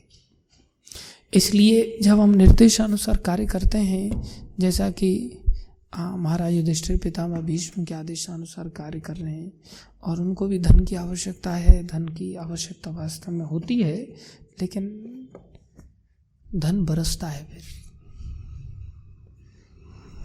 लक्ष्मी को भगवान छोड़ देते हैं, लेकिन लक्ष्मी भगवान को नहीं छोड़ सकती। चंचला होते हुए भी वो भगवान के चरणों का त्याग नहीं कर सकती, और भगवान उनकी ओर देखते भी नहीं है। लक्ष्मी जब प्रकट हुई समुद्र मंथन से, सब लोग लालायित होकर के पागलों की तरह उनको देखने लगे, चाहने लगे, मेरे को भरेगी, मेरे को भरेगी, मेरे को। और भगवान विष्णु ने देखा भी नहीं, उनकी ओर जाना पड़ा उनको। इसलिए वास्तव में भगवान श्री कृष्ण की आराधना ही मनुष्य जीवन का एकमात्र लक्ष्य बनाए हम। और मन में कम से कम अंदर सोचना तो सीखें। सोचना सीखेंगे तो बहसबाजी बंद हो जाएगी। बहसबाजी बंद हो जाएगी तो हमारे अंदर ग्लानि बढ़ेगी। जैसे कोई व्यक्ति अगर लहसुन प्याज छोड़ नहीं पा रहा है तो कम से कम उसकी महिमा का गान तो ना करे। उसको ये फील होने लग गया हो कि वास्तव में ये गंदा चीज है लेकिन मेरे से छूट नहीं रही है, तो उसको ग्लानि होगी कि नहीं अंदर। और ग्लानि पूर्वक जब भोग करेगा तो ग्लानि बढ़ती जाएगी, और एक दिन वो उसका त्याग कर पाएगा। लेकिन हम बहस करने लग जाते हैं अपने उल्लू सीधा करने के लिए, परिणाम में हम भक्ति से बहुत दूर चले जाते हैं। बजाय भक्ति में आगे बढ़ने के हम भक्त अपराधी बन जाते हैं। ये इतना खतरनाक हो जाता है। धन्यवाद आप सभी भक्तों का धैर्यपूर्वक श्रवण करने के लिए। श्रीमद् भागवत महापुराण की जय, जगत गुरु श्री प्रभुपाद की जय, श्री गुरु महाराज की जय, अनंत कोटि वैष्णव वृंद की जय, आप सब भक्तों की जय। कोई प्रश्न है किसी का? यस।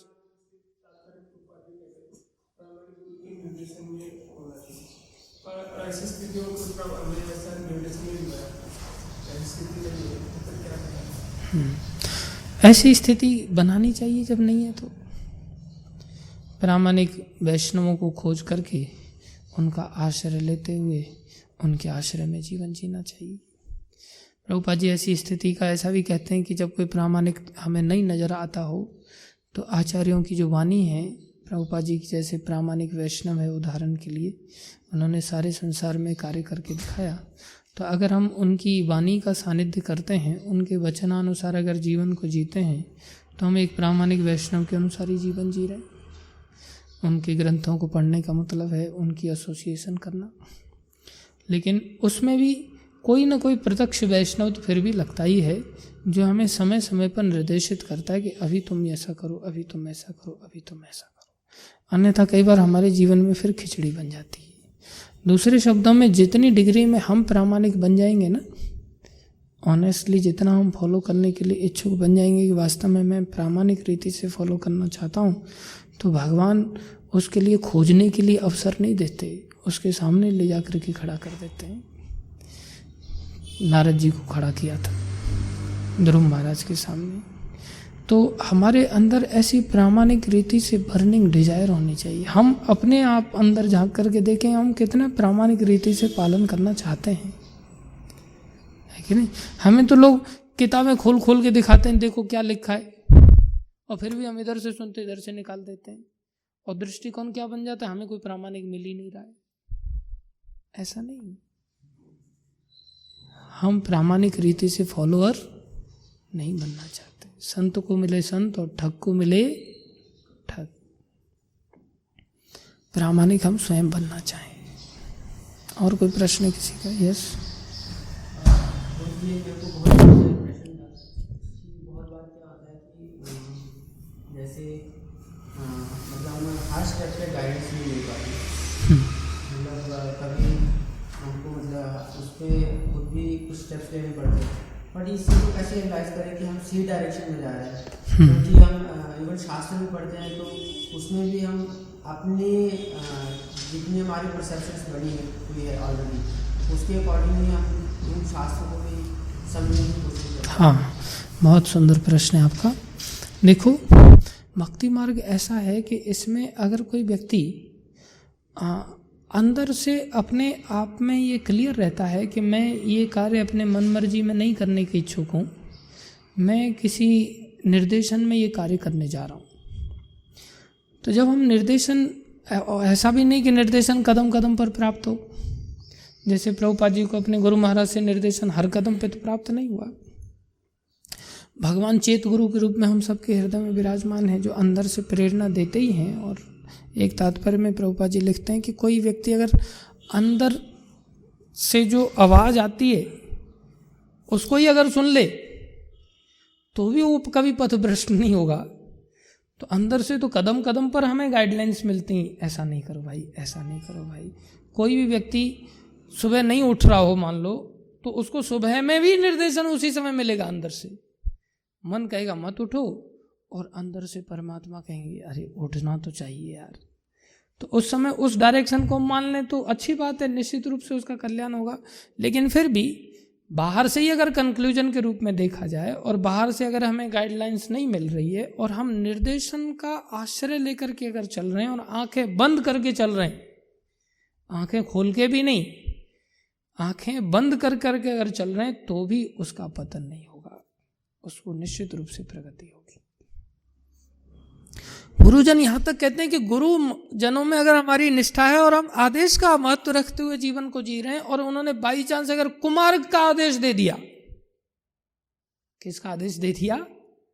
कुमार्ग का आदेश दे दिया, और हम उस पर दौड़ पड़े, तो भी आपका पतन नहीं होगा। ये इतना सिक्योर मार्ग है। इसमें बस आवश्यकता किस चीज की है कि हम अपने जीवन में विमसिकल वृत्ति को ना पनपने दें। हम मौका देख करके विमसिकल वृत्ति को पनपने देते हैं। तो आचार्य क्या करते हैं, हमें एक रूट सिस्टम दे देते हैं कई बार कि तुम एक काम करो, इतना माला निश्चित रूप से करो, इतना तुम सुबह में भजन करो, इतना आरती करो, इतना अध्ययन करो। एक सिस्टम बना दिया उन्होंने। बोले इससे क्या होगा, ये दिन पर दिन प्योरीफाई होता चला जाएगा, इससे कुछ गलत होगा ही नहीं। ये गलत मार्ग पर कदम रखेगा तो वहां से लौटा लेगा अपने आप, क्योंकि इसका प्योरीफाइड होने के कारण बुद्धि इस प्रकार से बनता चला जाएगा कि अपने आप इसको अकल आएगी कि क्या सही है और क्या गलत है। वो कदम कदम पर ऐसा नहीं कि वो कमांड देने के लिए बैठे रहेंगे तुम्हारे लिए, नहीं, कदम कदम पर कमांड नहीं, उन्होंने एक सिस्टम दिया। अगर तुम उस सिस्टम को चूक गए तब तुम्हारे लिए बहुत रिस्क बढ़ जाएगा। फिर तुम आज कुछ अच्छा भी करने जाओगे तो भी उसका परिणाम अच्छा नहीं आएगा। इसलिए हमें जो प्रतिदिन की क्रियात्मक रूप से जो निर्देश है, अगर वो प्राप्त हो जाए और उस निर्देश को हम स्ट्रिक्टली फॉलो करने लग जाए, इसलिए गुरुजन आप देखोगे तो प्राय ये नहीं कहते ए चल उठ जा, नहीं, उस सिद्धांत बताते हैं उठना चाहिए क्यों। वो क्या बताते हैं, सिद्धांत बताते हैं, सिद्धांत को समझाते हैं। ऐसे आदेश नहीं देते अभी सो जा, चल अभी उठ जा, हर समय मैं तेरे सामने बैठा हूं, मेरी आज्ञा का पालन करेगा तो ही पूर्ण कृष्ण भावनामृत बनेगा। नहीं, सिद्धांतों में निपुण बनाते हैं। और जब हम सिद्धांतों में निपुण हो जाते हैं, सिद्धांतों को अंदर ग्राह्य करने लग जाते हैं, जीवन में उतारने लग जाते हैं, तब फिर हमसे कुछ गलत अपने आप ही नहीं होगा। फिर हमारे सामने कोई हो या ना हो। इसलिए हमें सिद्धांतों में पुष्ट होना चाहिए, उसमें आलस्य नहीं करना चाहिए। सिद्धांते बलिया चित्ते ना करे आलस, एहा हईते कृष्ण लागे सुदृढ़ मानस। आपका मन ही लगेगा कृष्ण में, गुरु नहीं लगाएंगे आपको। उनका काम सिद्धांत में लगाना था, अब आपका मन लगाएगा, क्यों, मन ही तो संसार में भटका रहा है। गलत काम मन से ही होते हैं, और जब मन अगर प्योर हो गया तो आपके गलत काम भी शुद्ध हो जाएंगे। समझ रहे? इसलिए नित्य प्रति के जो हमारे निर्देशन हैं उनको हमें अंगीकार करना चाहिए जो हमें गुरुजनों से प्राप्त होता है। ठीक है, और कोई प्रश्न किसी का? बोलते हैं जैसे हमारे कुछ ऐसे कर्म की वजह से मनुष्य मिलता है, तो हमें अपनी है कि हम भगवत धाम जा सकते हैं साथ में अध्ययन के हरिनाम करके। और किसी व्यक्ति को ऐसे कर्म करके मनुष्य से तो मिल गया, लेकिन वो व्यक्ति अंधा है, शास्त्र नहीं पढ़ सकता, जहाँ से गहरा है मतलब सुन भी नहीं सकता वो, और गूंगा है, इससे कोई चाहे गुरुजन की इच्छा हो कि किसी का हाँ, गुरुजन उसको आशीर्वाद की शक्ति देते हैं, जिससे उसके मन में ऐसी वृत्तियाँ, क्योंकि भगवान तो उसके हृदय में बैठे हैं, तो गुरुजन भगवान के जब भक्त हैं तो भगवान गुरुजनों की इच्छा का पालन करते हैं। अभी जैसे एक हमारे गुरु भाई थे, वो कोमा में चले गए, तो अब कोमा में जाने वाले व्यक्ति को कुछ सुनाई दे रहा है, ऐसी अपेक्षा कर सकते हैं? कुछ बोल पा रहा है क्या वो? कुछ भी नहीं, ना कुछ भजन कर सकता, कुछ नहीं कर सकता। तो डॉक्टर्स ने हाथ खड़े कर दिए, तो जो गूंगा है, बहरा है, अंधा है, एक प्रकार से कोमा में पड़ा ही रहेगा ना, फिर वो क्या एक्शन लेगा? कुछ भी नहीं। तो महाराज ने कहा चलो भाई सब लोग अखंड कीर्तन करो। अखंड कीर्तन किया। महाराज वो कहता है कि डॉक्टर कहता है ऑपरेशन करना पड़ेगा, तो ऑपरेशन में आवाज़ जा भी सकती है हमेशा के लिए, अभी तो है ही नहीं, आगे चल करके कभी होश भी आ गया तो आवाज़ भी जा सकती है, ऑपरेशन करने के लिए गए, आई साइट भी जा सकती है, स्मृति भी जा सकती है। तो महाराज कहते भाड़ में जाए ऐसी चीज़ें, एक काम करो सब लोग कीर्तन करो। अखंड कीर्तन हुआ, उन्होंने भगवान से प्रार्थना किया, तो भगवान तो वैसे भी कोमा से बाहर निकालने की सामर्थ्य रखते, इसलिए तो सृष्टि बनाते हैं तो तुरंत जो गुरुजन भी ऐसी शक्ति रखते हैं, उनको होश आ गया, ना उनको ऑपरेशन करना पड़ा, ना उनकी आवाज़ गई, ना स्मरण शक्ति गई, ना आई साइट गई, और बढ़िया कार्य कर रहे हैं, विश्वास पात्रता के साथ कार्य कर रहे हैं। तो इसलिए हमें ये बात समझनी चाहिए कि हमारी कोई औकात नहीं है, लेकिन जब आवाज़ आ जाती है, दिखाई देने लगता है, तब फिर हम अपना झंडा गाड़ने लगते हैं कि मेरी बड़ी क्षमता है, मैं ये कर सकता हूँ, वो कर सकता हूँ, ऐसा कर सकता हूँ। आशीर्वाद की सामर्थ्य है, कृपा की शक्ति से तो हमें मनुष्य शरीर मिला है, पुण्य कर्मों से नहीं मिलता, वास्तव में ये कृपा शक्ति से मनुष्य शरीर मिलता है। और इसमें वैष्णवों की कृपा आ जाए तो फिर भक्ति प्राप्त हो जाती है।